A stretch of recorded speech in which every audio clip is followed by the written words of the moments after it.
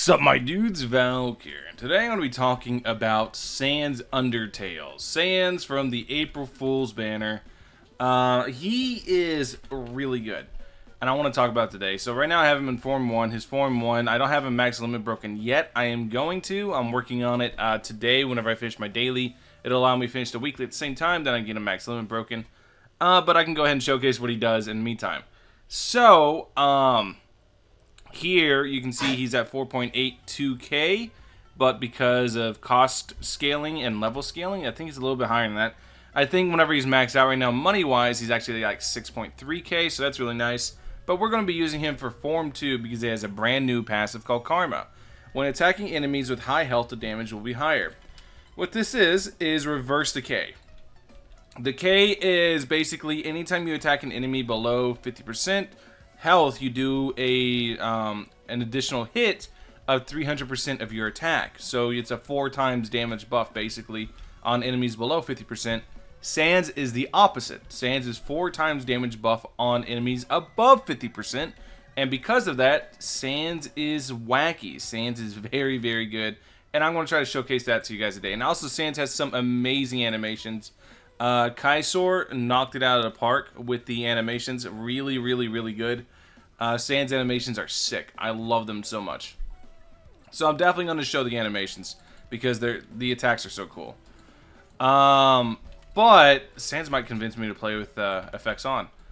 But basically, he is a really, really, really good unit if you guys manage to get him.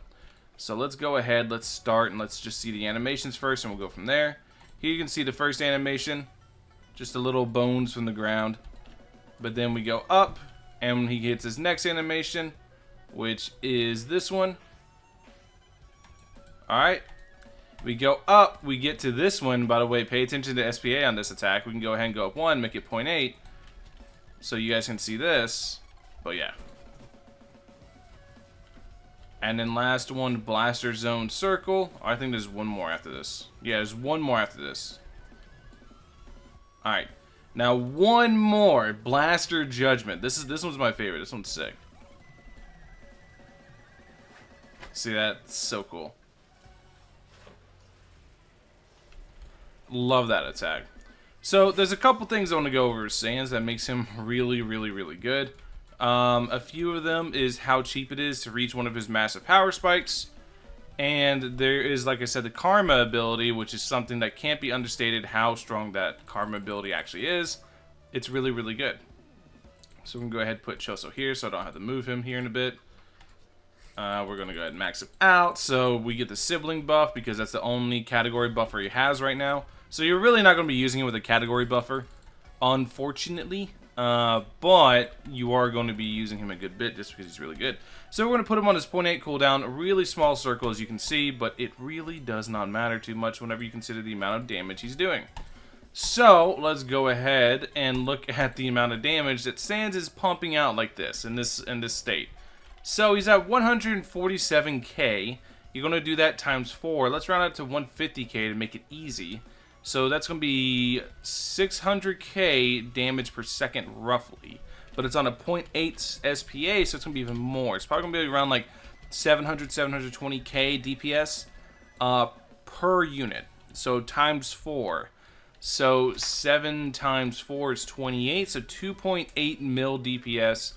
Yeah, it's going to be really, really strong. So let's go ahead, let's spawn in a 10 mil right here just to show you guys how strong this specific move is.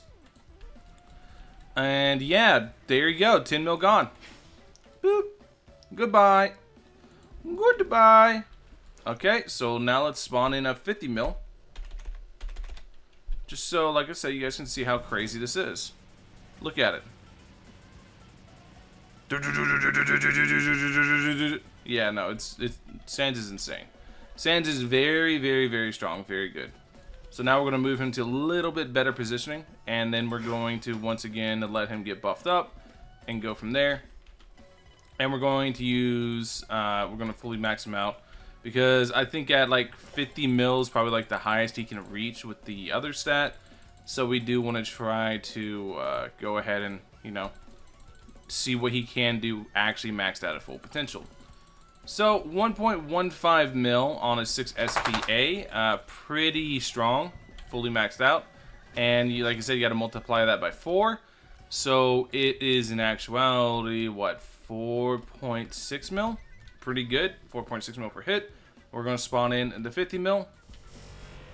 Woo! I'm gonna cut the effects off just because how loud that is. Yeah, 50 mil's gone right here, decimated. So let's go ahead. Let's do like what a normal unit would do, 200 mil. See how he handles 200 mil, and go from there. So yeah, you guys can see the amount of damage Karma does. It shreds them to 50% really, really fast, which is why you usually would use like Makima. Makima to go ahead and finish things up. That way you can just kind of run through, because you can see how much he slows down once it reaches that 50% point. He slows down greatly. It's all about getting them there first. Can I go ahead and finish? Yeah, okay, yeah. So now that we have that going, we're going to place with Makima, like I said. We're going to amp up Makima to give you guys an idea of how this works with the interaction between Karma and Decay, and let you guys see exactly how strong this is. This is a very strong combination as well. So, same 200 mil, you guys can see they almost reached the end of the track. Now let's see how they handle Karma plus Decay together. Let's see what happens to the 200 mil. And they're gone, right here. In comparison to what it was before, you can see Makima did half the health, they did the other half. So, we're going to go ahead, we're going to set it to 350 mil now.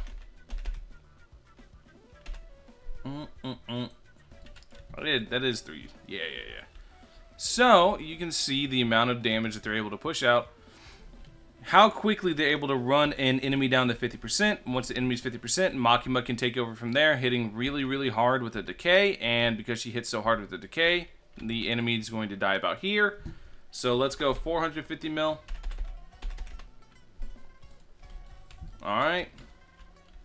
So, once again, you can see them running down the HP really, really fast at 50%.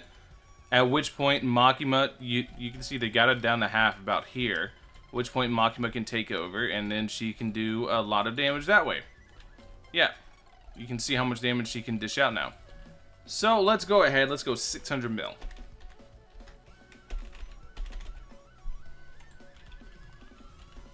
Alright, so at 600 mil, you can see once again they're running down to half. Once it's half, Makima will take over.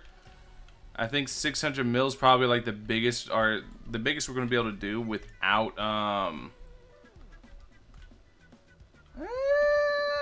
we might need to go ahead and press this now. Yeah. So 600 mil is probably like the biggest we could do without using nuke. Well, close to it. And I don't have a max limit broken yet, so he'll be able to reach a little bit of a higher attack stat. But you guys can see, like, if we compare Makima is at 773 mil, and each of these are about 270 mil. So, added together, they've done more damage overall than Makima. Because the way it works, Karma's going to always do more damage than Decay. Karma is a very strong passive. It's really, really, really good. And it, in turn, makes Sans really good. Sans is going to be really good for just blasting through a large majority of modes. He's going to be an absolute Abyss Stomper. Going to be a really, really good unit from here on out because his first mode being at farm. So it's like, what if Dingy's second form was really good? So you actually had reasons to bounce Dingy between Form 1 and Form 2, depending on the match you're going into. So yeah, anyways, that's basically the video. Thank you guys for watching. Hopefully you guys have a wonderful rest of your day. I'll catch you guys in the next one. Peace.